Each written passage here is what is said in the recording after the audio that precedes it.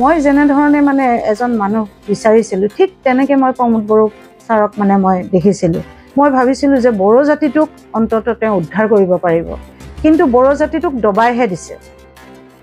কিয়? তেওঁ আমাৰ নিজৰ জাতিতকৈ বেলেগক বেছি গুৰুত্ব দিছে। আমাৰ গাঁৱত যিবিলাক যুৱক যুৱতী আছে তেওঁলোকক ছাপ্ৰেছ কৰি ৰখাৰ নিচিনা হৈছে। কাৰণ এটা যুগ ডিভাইডেশ্যন 50-50 কৰি পেলাই মানে পাৰ কৰিলে। কিমান ল'ৰাৰ মানে জীৱন ধ্বংস হ'ল, কিমান ল'ৰা বেকাৰ পৰি আছে। তেওঁলোকক কিবা এটা কৰক, তেওঁলোকক সংস্থাপন দিবৰ কাৰণে চেষ্টা কৰক। কিন্তু আৰু বিশেষকৈ আমাৰ মোগলবেছা মুদৈবাৰী অঞ্চলটোততো কোনো ধৰণৰ কোনো সুবিধা একো নাপায়ে। সাধাৰণ বিহু ফাংচনৰ পইচা এটাৰ কাৰণেও মানে 10 বাৰ ক'ব লাগিব, তথাপিও কেতিয়াও নিদিয়ে পইচা পাতি। আৰু শ্মশানৰ কাৰণেও মই গৈ পেলাই 5টা চুবাই লগ লাগি পেলাই এখন শ্মশান আছে, সেই শ্মশানৰ কাৰণেও মই 3 বাৰমান তেওঁলোকক মানে আপিল কৰিলোঁ, কিন্তু তেওঁ গুৰুত্ব নিদিলে। আৰু এই আলাৰী চাৰাং বিথাংখী সেয়াও আমাৰ গাঁৱত মানে মুঠতে মোগলবেছাত মুদৈবাৰীত একো আঁচনিয়ে মানে চুইয়েই নাপালে। সেইটো এটা দুখজনক কথা।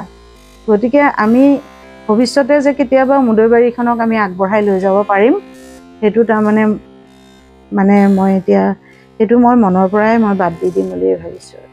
মুদৈবাৰী সমষ্টিটোত আমাৰ মহিলাৰ কেণ্ডিডেট এইবাৰ ঘোষণা কৰা হ'ব বুলি কৈছিলে। কাৰণ কিয়, আমি কেন্দ্ৰীয় মহিলা মৰ্চাৰ সকলোৱে লগ লাগি আমি মানে কৈছিলোঁ যে এইবাৰ মহিলাক ছিট দিব লাগিব, যিহেতু 33% ৰিজাৰ্ভেশ্যন আছে। গতিকে সেই সূত্ৰে আমি মানে খুব আশা কৰিছিলোঁ। আৰু আমাৰ সেই বাগানপাৰাৰ মিটিং এখনত মানে আমাৰ যিগৰাকী মহিলা মৰ্চাৰ প্ৰেছিডেণ্ট প্ৰতিভা ব্ৰহ্ম, তেখেতেও মানে মোক কৈছিলে যে বাইদেউ এইবাৰ আমি মহিলাৰ টিকেট বিচাৰিম, আপুনি সাজু আছেনে? তেতিয়া মই কৈছিলোঁ যে মই একদম মেণ্টেলি সাজু হৈ আছোঁ। গতিকে মনে প্ৰাণে মই যিহেতু সাজু হৈ আছোঁ, আৰু দিছে, নিদিয়া নহয়। দুগৰাকী মহিলাক আমাৰ দিছে, গুমা সমষ্টি আৰু আমাৰ ননৈ চেৰফাং। তেওঁলোকক মই মোৰ আন্তৰিক শুভেচ্ছা জ্ঞাপন কৰিছোঁ। কিন্তু মানে মোৰ এতিয়া এটা প্ৰশ্ন হৈছে কি, আপোনালোকৰ জৰিয়তে মই ক'ব বিচাৰিছোঁ যে আমাৰ চেণ্ট্ৰেল মহিলা মৰ্চাৰ এগৰাকীও বড়ো মহিলা নোলালনে কেণ্ডিডেট হিচাপে পাবৰ কাৰণে? যিহেতু গুমা সমষ্টিৰ মুৰ্চিদা বেগমে পাইছে আৰু আপোনাৰ ননৈ চেৰফাঙত মৰিয়ম টপৈ পাইছে। আৰু এই ক্ষেত্ৰত প্ৰথম লিষ্টখন ওলোৱাৰ দিনাখনৰ পৰা কিৰণ বড়োৰ নামটো খুব চৰ্চা হৈছিল, আৰু চবেই মানে মোক কৈছিল যে টিকেটটো আপুনিয়ে পাইছে, মোক অভিনন্দন জ্ঞাপন কৰিছিল, ভালো লাগিছিল। কিন্তু মই কৈছিলোঁ যে অফিচিয়েলি যেতিয়ালৈকে মানে ঘোষণা নহয় তেতিয়ালৈকে মই একো ক'ব নোৱাৰোঁ। কিন্তু মানে কি মেক্সিমামে মোক ফোন কৰি পেলাই কিছুমানে কৈছিল 70%, কিছুমানে 99%, এনেকৈ ৰিপৰ্টাৰবিলাকেও কৈছিল 70% আপুনি অ'কে হৈ আছে, আপুনি একদম ৰেডি হৈ থাকক এনেকৈ। তাৰপিছত এদিন হঠাৎ ৰাতি আকৌ ফোন আহি পেলাই ক'লে বোলে আপুনি কাগজ ৰেডি কৰক। সেইকাৰণে মোৰো ভাল লাগিছিল। কাৰণ কিয়, মোৰ নিজৰ চকুৰ আগত মুদৈবাৰী সমষ্টিত মই ধৰক 1973 চনৰ ৰোমান স্ক্ৰিপ্টৰ যেতিয়া মানে বড়োৰ আন্দোলন হৈছিল ভাষাৰ কাৰণে, তেতিয়াৰ পৰা মই ক্লাছ 5 মানৰ পৰাই মই আমাৰ জাতিটোৰ কাৰণে মানে এনেকুৱা ধৰণৰ মানে আমাক যে উপেক্ষিত কৰা হয় সেইটো লৈ পেলাই বিভিন্ন মানে আন্দোলন হৈছিলে, ভাষা আন্দোলন বুলিয়ে ক'ব লাগিব। ফাইনেলি 89ত যেতিয়া আমাৰ ভকতপাৰা মুদৈবাৰী একেবাৰে মানে শেষ হৈ গৈছিল মোগলবেছা, তেতিয়া মানে মোৰ মানে বহুত অন্তৰত আঘাত লাগিছিল। কাৰণ সেইখিনি সময়ত মানে সক্ৰিয়ভাৱে কাম কৰিছিলোঁ মই, কাৰণ মোৰ নিজৰ ঘৰখন চব শেষ হৈ গৈছিল। মোৰ বাইদেউৰ ভিনদেউকো ঘৰতে মাৰি থৈ গৈছিল, দাদাৰ ফাৰ্মাচিষ্টক মাৰিছিল। সেইখিনি সময়ত মানে মই নিজে মঙলদৈ, তেতিয়া অবিভক্ত মানে দৰং ডিষ্ট্ৰিক্ট, মই মঙলদৈত গৈ মঙলদৈ থানাত শৰৎ ফুকনক মই এস্কৰ্ট বিচাৰি মই ওদালগুৰিত গৈ বাইদেউহঁতক মই কৰিছিলোঁ, তেওঁলোকক লৈ মই গুৱাহাটীলৈ গুচি গৈছিলোঁ। তাৰপিছত দাদাহঁতক আকৌ বেলেগ জেগাত আমি মানে লুকুৱাই থ'ব লগা নিচিনা হৈছিল। সেইখিনি সময়ত মানে কি বড়ো মানুহ দেখিলেই মানে বাছৰ পৰা হ'লেও নমাই মাৰিছিল। গতিকে সেই বস্তুটো মই ঠিক উঠি অহা ঠিক কৈশোৰ অৱস্থাতে মই যিবিলাক বস্তু দেখিলোঁ, সেইকাৰণে মোৰ মানে এটা মানে মানসিকভাৱে মেণ্টেলি তাৰমানে কি মই বহুত মানে মুদৈবাৰী সমষ্টিটোৰ কাৰণে মই বহুত ভাবি আছিলোঁ দেই। গতিকে 2017 চনত যেতিয়া মই মানে আমাৰ এটা কম্পিটিশ্যনৰ জৰিয়তে যেতিয়া মই এটা স্থান পাইছিলোঁ ইণ্টাৰনেশ্যনেলি, তেতিয়া মোৰ মানে বিষয়টো ছাবজেক্টটো আছিলে মোৰ মানে হেৰি ৰাইজৰ কাম কৰা। গতিকে সেই সূত্ৰে মানে মই যেতিয়া মোক গোটেই গাঁওবিলাকে মুদৈবাৰী চবেই যেতিয়া মোক মানে সম্বৰ্ধনা জনালে 5খন চুবা হেৰি কৰি, তেতিয়াও মই তেওঁলোকক কথা দিছিলোঁ যে মই মুদৈবাৰীৰ কাম কৰিম, মোগলবেচাৰ গাঁওখনক মই আগবঢ়াই নিবৰ কাৰণে মই আহিম এইবুলি। তাৰপিছত মই 2017 চনত ৰাইজৰ আশীৰ্বাদ, ৰাইজৰ শুভেচ্ছাৰ জৰিয়তে মই যেতিয়া তেওঁলোকৰ মাজত সোমালোঁ, তেতিয়া মই একচুৱেলি ইম'চনেলি মই মানে আকৌ আগৰ সেই কিৰণ বড়ো হৈ পেলাই মই কাম কৰিবৰ কাৰণে যত্ন কৰিলোঁ। ইতিমধ্যে আকৌ 2020 চনত যেতিয়া এখন ভাল চৰকাৰ আহিল, নতুন চৰকাৰ এখন আহিল, UPPL চৰকাৰ, পৰিৱৰ্তন বিচাৰি পেলাই, তেতিয়া মানে মই একদম অন্তঃকৰণেৰে মই নিজক মানে ডেডিকেট কৰিছিলোঁ যে মই মানে মুদৈবাৰী সমষ্টিক মই উদ্ধাৰ কৰিমেই। আৰু সেই সূত্ৰে বিশেষকৈ মোক আমাৰ BTRৰ চিফ মহোদয়ে মোক এদিন কৈছিল, চৰকাৰখন হোৱাৰ পিছতেই 2021 চনৰ জানুৱাৰী মাহত মানে কৈছিল, বাইদেউ আপুনি গাঁৱৰ পৰাই কাম আৰম্ভ কৰক। সেইকাৰণে মই নিজৰ প্ৰথমতে গাঁৱৰ ৰাস্তাটোক ভাল কৰিবৰ কাৰণে যত্ন কৰিলোঁ। অকল 1 কিলোমিটাৰ ৰাস্তা মানে নবনোৱাকৈ একদম হেৰি হৈ আছিল, সেইটো মই হাত দিলোঁ। তাৰপিছত মই গাঁৱৰ মহিলাবিলাকক এটা মানে লাইনত আনিবৰ কাৰণে, তেওঁলোকক এটা সংস্থাপন দিবৰ কাৰণে মই এটা উইভিং চেণ্টাৰ কৰিলোঁ। তাৰপিছত মই গাঁৱত মাজে মাজে মানে মই কি ওমেন এম্পাৱাৰমেণ্টৰ ওপৰত মই কাম কৰি গৈছিলোঁ। গতিকে মোক কোনোবাই নাজানে বুলি ক'লে মানে সেইটো ভুল হ'ব, মোক ব্লকৰ মানুহে চিনি নাপায় বুলি ক'লে ভুল হ'ব। হয়তো আজিৰ নৱপ্ৰজন্মৰ ল'ৰা ছোৱালীয়ে মোক চিনি নাপাব পাৰে, ছোৱালীবিলাকে মেক্সিমামে চিনি পায়, মোৰো পপুলাৰিটি এটা আছে। ধৰক গুগল চাৰ্চ কৰিলেও কিৰণ বড়ো কোন সেইটো ওলাই আহে। কিন্তু এই ক্ষেত্ৰত যেতিয়া 31 তাৰিখলৈকে যেতিয়া মানে মই নিজে ইটো সুধিছোঁ সিটো সুধিছোঁ, হয়নে কথাটো, পেপাৰ ৰেডি কৰিব দিছে, অলমষ্ট মই গোটেই পেপাৰ ৰেডি কৰি পেলাই, দেউতাৰ নামত মাটি আছে গতিকে টেনশ্যন নাই, আমাৰ মাটি বাৰী ভাগ হোৱা নাছিলে, সেইকাৰণে মই নিজে প্ৰিপেয়াৰ হৈ আছিলোঁ। কিন্তু দুৰ্ভাগ্যবশতঃ মানে মোৰ নামটো কাটি ৰমেশ হাজৰিকাৰ নামটো দিলে। আৰু যিজন মানুহে মোতকৈ, মই আজি 62 বছৰ মোৰ এতিয়া, মই 16 বছৰ বয়সৰ পৰাই ধৰক ছাত্ৰ সন্থা কৰি, অসম গণ পৰিষদৰ লগত কাম কৰি মই বহুত অতিষ্ঠ হৈ পেলাই মই ৰাজনীতি বাদ দিয়াৰ নিচিনা আছিলে। তাৰপিছত যেতিয়া ৰমেশ হাজৰিকা আমাতকৈ 3 বছৰৰ জুনিয়ৰ, মোতকৈ 3 বছৰৰ জুনিয়ৰ, যেতিয়া এজন মানে 2 মাহ আগতে জইন কৰা মানুহ এজনক যেতিয়া এটা সমষ্টি সঁপি দিলে, খুব দুখ লাগিছে, বহুত দুখ পাইছোঁ মানে এইটো ক্ষেত্ৰত। কাৰণ ৰাইজে তেওঁক গ্ৰহণ কৰিব অকণমান টান পাইছে। গতিকে বাকী এতিয়া কি হয় মই নাজানো, কিন্তু UPPLক সদায় মই সমৰ্থন কৰোঁ যাতে তেওঁলোকে আগন্তুক নিৰ্বাচনত সুন্দৰভাৱে সকলোকে সন্তুষ্ট কৰি যাতে আগবাঢ়ি যাব পাৰে, তাৰ বাবেও মই প্ৰাৰ্থনা কৰিছোঁ। আৰু দুখ লাগিছে এটাই যে এই 5টা বছৰত যথেষ্টখিনি তাৰমানে নিজৰ কাম বন বাদ দি মই গুৱাহাটীত শ্বিফ্ট হৈ গৈছিলোঁ। কাম বন বাদ দি আহি যেতিয়া গাঁৱৰ মানুহৰ মাজত মই সোমাই পৰিছিলোঁ, গতিকে কিবা এটা কৰিম বুলি তেওঁলোকক কিবা এটা দিম বুলি প্ৰতিশ্ৰুতি দিছিলোঁ, কিন্তু সেইখিনি কৰিব নাপাম বুলি।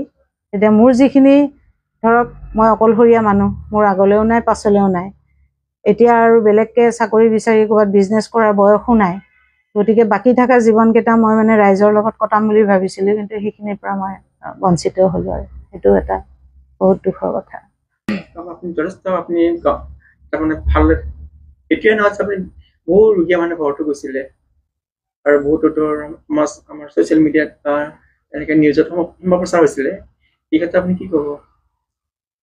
আচলতে মোৰ এইটো ৰাইজক সেৱা কৰাটো মোৰ তেজত আছে বুলি ক'লেও ভুল নহয়।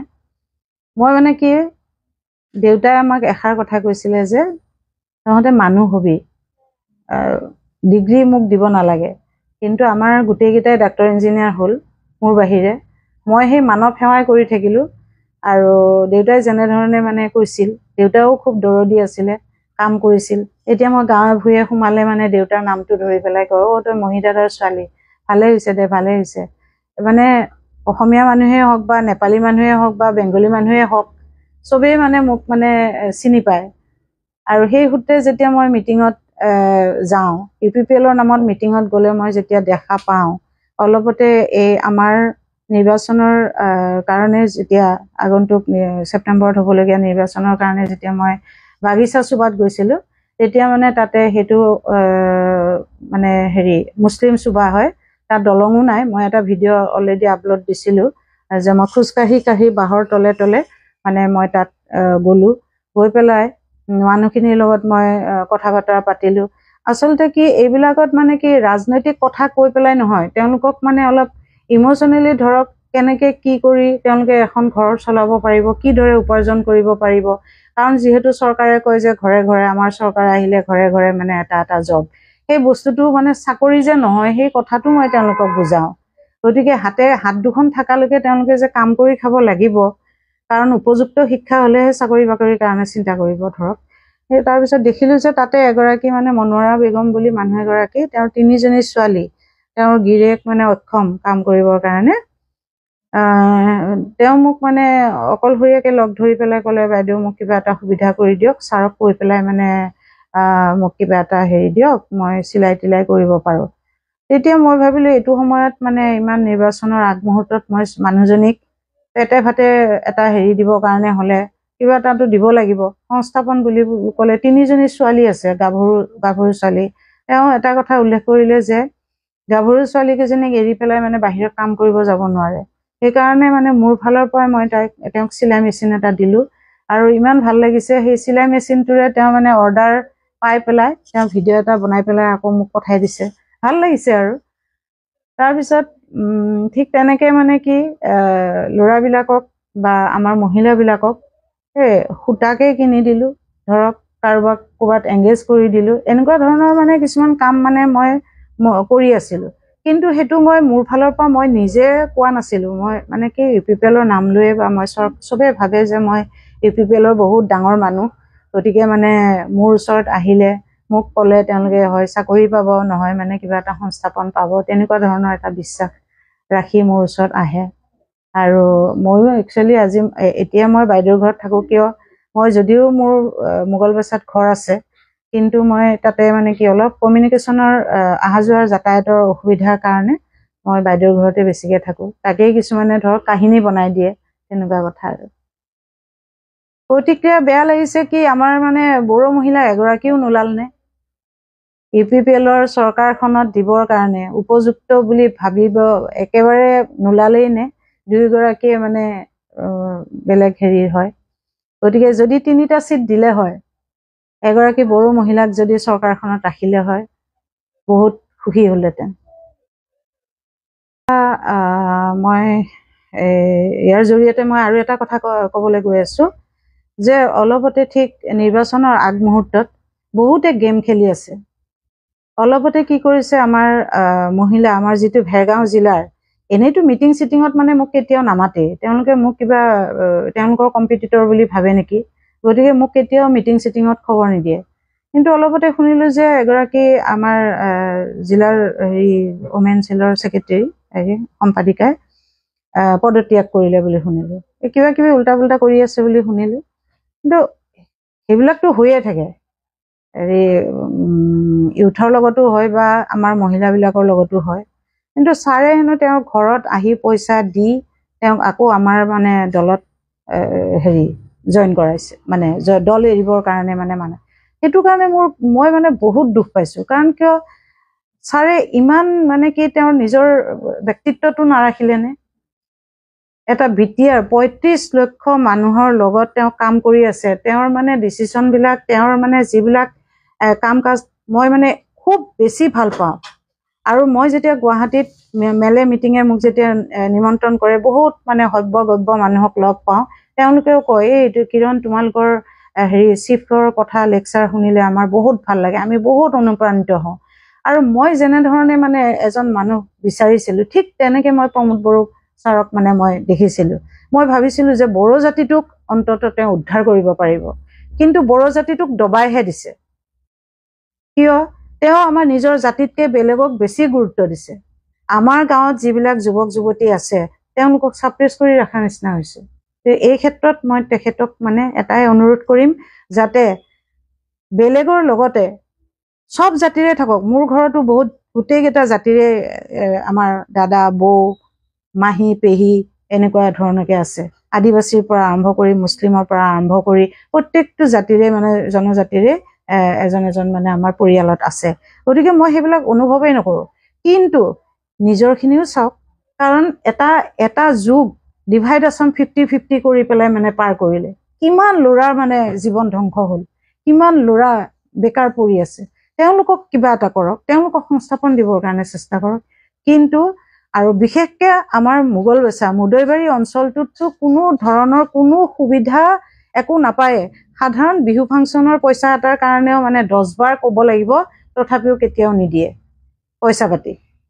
আৰু শ্মশানৰ কাৰণেও মই গৈ পেলাই 5টা চুবাই লগ লাগি পেলাই এখন শ্মশান আছে, সেই শ্মশানৰ কাৰণেও মই 3 বাৰমান তেওঁলোকক মানে আপিল কৰিলোঁ, কিন্তু তেওঁ গুৰুত্ব নিদিলে। আৰু এই আলাৰী চাৰাং বিথাংখী, সেয়াও আমাৰ গাঁৱত মানে মুঠতে মোগলবেছাত মুদৈবাৰীত একো আঁচনিয়ে মানে চুইয়েই নাপালে। সেইটো এটা দুখজনক কথা।